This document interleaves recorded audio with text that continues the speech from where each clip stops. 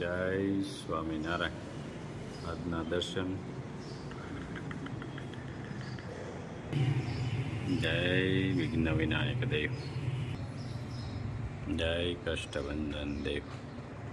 Good morning Gulabbhai. જય Swaminarayan. Good morning. જય સ્વામિનારાયણ. જય સિયારામ. જય શ્રી કૃષ્ણ. આજે આપણે ટિંડોરા ઉતારી અને મંદિરે ધરવાના છે. પહેલા ટિંડોરા આવ્યા છે એટલે મહારાજના થાળમાં ઉપયોગ થાય એવી રીતે આપણે મહારાજને ધરવાના છે. હજી તો આ 1.5 મહિના થયા વાવીશો. હા, અને 12 મહિના 12 મહિના આવે ટિંડોરા. એવા ને એવા જો કેટલા મસ્ત ટિંડોરા આવ્યા છે. હા, કોઈને ડાળખું જોતું હોય તો લઈ જાજો. 12 મહિના અને 12 મહિના ઉનાળામાં આવા નવા ટિંડોરા જ આવે છે. બરાબર. જય સ્વામિનારાયણ. આજનો શું વિચાર, માણસના મૂલ્ય આપણામાં ન હોય તો ઊંચી ધાર્મિકતા મૂલ્યહીન છે. પણ આ સંતો, સાધુ સંતો સમજાવી શકે. જો કે આ તો બધાને સમજાય, પણ અમુક એવો સુવિચાર હોય તો સાધુ સંતો સમજાવી શકે. આપણે કોઈ પણ ધર્મના સંતો હોય એ સમજાવી શકે. આપણી કોઈ એવી તાકાત નથી કે આપણે સમજાવી શકીએ, કારણ કે આપણે સાધુ જીવન જીવિતતા ન હોય, અને સાધુ જીવન જીવવું એ કાંઈ હેલી વાત નથી. એટલે સંતોનું જે જીવન છે ને એ તો બહુ અઘરું છે. કે નથી કહેતા કે કાંટાની કેળી ઉપર હાલવું એવું છે. એટલે આ વસ્તુ આપણે લખી શકીએ પણ સમજાવી ન શકીએ, એટલે સમજાવવાની કોઈને કોશિશ પણ ન કરાય. બરાબર. સંતો સમજાવી શકે, કારણ કે એ કાંટાની કેડી ઉપરથી પસાર થયા હોય. કોઈ પણ ધર્મના સંતો હોય, કોઈ પણ સંત હોય. સંત એક નહીં કે સ્વામિનારાયણ ધર્મના સંતો નહીં, સનાતન ધર્મના સંતો કોઈ પણ એ સમજાવી શકે. હું અત્યારે વાંચી અને એની પાછળ મારું જોડીને કહું તો એ તો પાપનો ભાગીદાર થવું એવું છે. એટલે આપણે કોઈ સમજાવી ન શકીએ. સંતો સમજાવી શકીએ, આ સમજાય આપણે થોડું કે, પણ તોય આપણે સમજાવવાની કોશિશ ન કરાય. આપણેથી જ્ઞાની આગળ હોય જ, અને આપણે તો હજી બહુ નાના છે.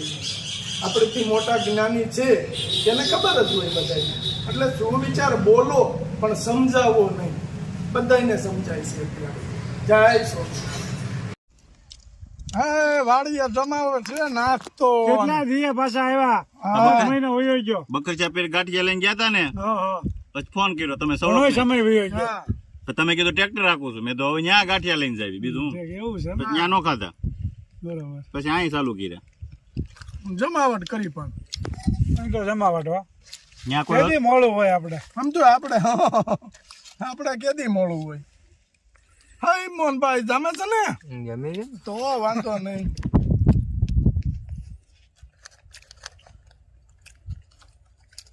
જો પણ જામે છે હો મોહનભાઈ, જામીને આવે તો જમાવટ જ લઈને ભાઈ, તો વાંધો નહીં. બાકી ન હોય ને ભાઈ. ત્યાં એકલા નો મજા આવે. પછી હા, મેં તો તમે કીધું ટ્રેક્ટર હાલે છે, મેં તો અમે ત્યાં લઈને આવી. બીજું તમે બકરી છાપીને ન આવો તો આપણને અટાણે ખેતીનું કામ હોય એટલે નીકળાય નહીં. હમણાં તો કેદુનો વરસાદ આ પીડ્યો તો આજ વળી કરાવી દીધી. મેં કહેતા આમાં હોજી જાય. ત્રીજી વખત હાલે. બીજી વખત હા, ધ્યાન બહુ રાખવું પડે. આ અરુણભાઈ ચાના કેળા પછી નો કામનું. આ જૂની આપણે ઓલી ચટણી મોહનભાઈ લઈ જાય. કે જો મોહન બાપા. હા અરુણભાઈ, આ આપણે ઓલી જૂની શું કે એને થાળીને એવું બનાવતા પાત્ર પાતર પાનનું. ભાગમાં પાત્ર હોય તો મને ભગવાને કીધું હા, રામ પાત્ર. રામ પાત્ર. અને એ બાપા જામ આવડું માથા ઢક વણ હોય અને એમાં નાસ્તા થતા હોય, અને સમા હું વાતાવરણ હોય, એમાં મોહનભાઈ માથે ટોપી નાખી હોય. જમાવટ થઈ જાય હો. મોહનભાઈ મજા આવી ને ગાંઠિયામાં? યાર મજા આયા ને. તો વાંધો નહીં. લ્યો વાંધો ખાઈ પીને કરવા આનંદ. આમ તો અરુણભાઈ 5 જલસા જ હોય. કા જલસો જ હોય કરવાનો હોય. મોહનભાઈ નાને સરદાર લઈ જાત પણ આને ક્યાંક હું હતું ખબર નહીં કંઈક હતું ને હું હગાઈમાં ગયો તો. હે હગાઈમાં ગયો તો હા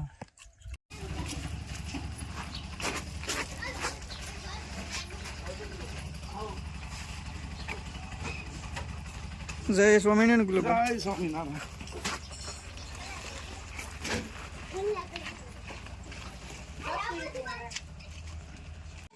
કેમ છે આપ હવે? હવે એ થોડીક રાહત છે પણ હવે વરસદીનો ખાટલો તો આપણે ગુલાબભાઈ નક્કી જ રાખવાનો. ફાઇનલ. હા હા હા એ રીતની પ્લેટો આવી છે ને એટલે ડોક્ટર હલીસલી કરવાની ના પાડે છે. હાથમાં અને પગમાં એક ભાગ આખો જ આખો ભાગ એટલે એની બાકી નહીં એમ. એટલે આમ પ્લેટું નાખી છે અહીંયા દુખાવો કેવો થાય છે? દુખાવો જરા તરાય ભૂલમાં પગ મુકાઈ ગયો હોય ને ઊભા થવામાં તો બહુ દુખાવો થાય ગુલાબ. બહુ એમ કારણ કે હજી તાજું રહ્યું ને. તાજું હા એમ તાજું વધારે તકલીફ દેખાડે. શરીર ઠંડી જો પ્રભાવ દેખાય ને તોય મળે હબાકા આવવા. રાત્રે ટીકડી દુખાવાની પીવી છે. આ ભાઈ બે નાના નાના બચ્ચા છે. એક ભાઈ કમાવાળા એક હતા અને આની પહેલાંય આપણે આ ભાઈને કીટ આપી છે. એક ફોર વ્હીલ વાળા કે જે અણધારી ગાડી આપતા હતા કે એની કોઈ સ્પીડની લિમિટ નહોતી અને ભાઈને ઉડાવી અને જતા રહ્યા.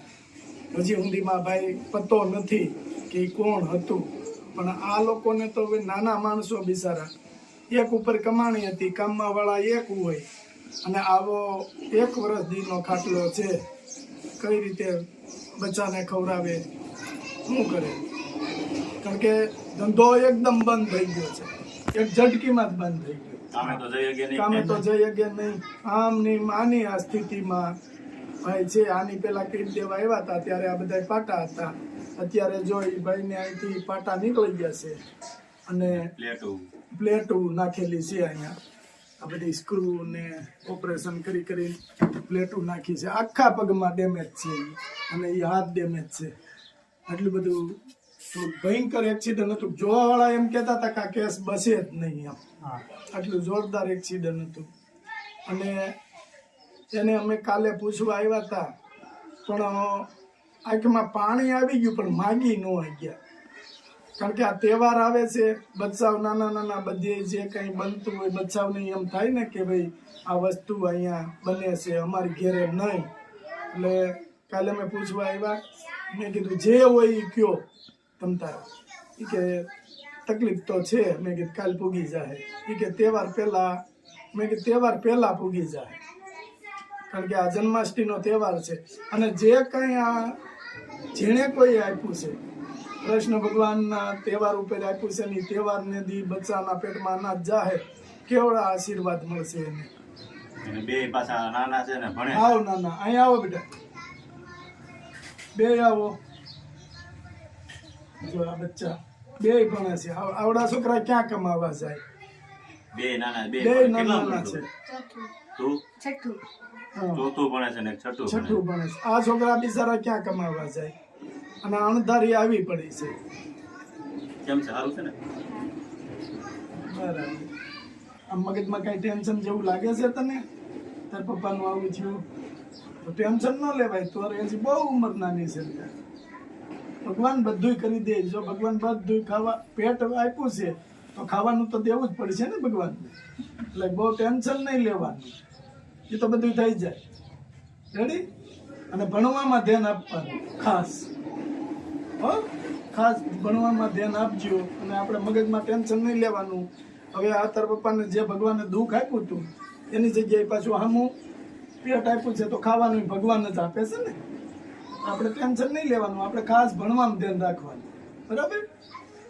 અને શાંતિથી ભણજો, ખાઈ પીને આનંદ કરજો. કોઈ જાતનું ટેન્શન તારે ન લેવાય. હજી તારી તો બચ્ચું છો, નાની ઉંમર છે હજી. બસ. અને ગભરાવાનું નહીં. જે દુઃખ આવ્યું છે એનો આમ હિંમત રાખવાની કે તે દીધું છે ને તું પાછો ભગવાન પણ પ્રાર્થના કરવાની કે આ દુઃખ તમે દીધું છે અને તમે આ દુઃખમાંથી અમને કાઢો. રેડી ને? એટલે મગજની અંદર ટેન્શન નહીં લેવાનું, ગભરાવાનું. બરાબર? અને તારા પપ્પાને બનાવી દેવો તાર મમ્મી. જો આમાં આપણે બધી વસ્તુ લાવ્યા છે. જે ખાવું હોય ને એ બનાવી દે. કેજો આઈટમ છે ને અને ભાઈને પ્રેમજીભાઈને આ બધું હોય એટલે ઘરેથી બાયું ક્યાંય કામે જાય યોગ્ય નહીં. 2 છોકરા, આ ભાઈનો ખાટલો હાચવવો, અને એ તો બધાને ખબર જ છે ને કે જેની ઘેર દવાખાનું આવ્યું હોય એને ખબર હોય. બરાબર? એટલે કાંઈ ટેન્શન નહીં લે, તમે કાંઈ ઉપાધિ નહીં કરતો. બરાબર? જો આટલી વસ્તુ આપણે પ્રેમજીભાઈને આપી છે, હમણાં એને તહેવાર છે એટલે આ ઉપાધિ નથી. અને આ કીટના દાતા આપણે મુંબઈથી છે સ્નેહલબેન બોસામિયા. એના જન્મદિવસ નિમિત્તે આપી છે તમને, તો એને આશીર્વાદ આપો. બેનને ભગવાન શ્રી કૃષ્ણ ભગવાન ખૂબ ખૂબ આપે અને બહુ સરસ અને બહુ સારું થાય એવી પ્રાર્થના કરી ભગવાનને. અમે બહુ સરસ કાર્ય થયું. અને તમારા દુઃખમાં ભાગ બહુ લીધો બહુ બેન. મારા દુઃખમાં ભાગ લીધો, બહુ સરસ કાર્ય કર્યું બેનને. હા, ભગવાન એને જાજુ દે હા હા, અને ખૂબ આગળ આવે. ખૂબ આગળ આવે એવી પ્રાર્થના કરી ભગવાનને. અમે બસ. હાલો તો જય સ્વામિનારાયણ. જય સ્વામિનારાયણ.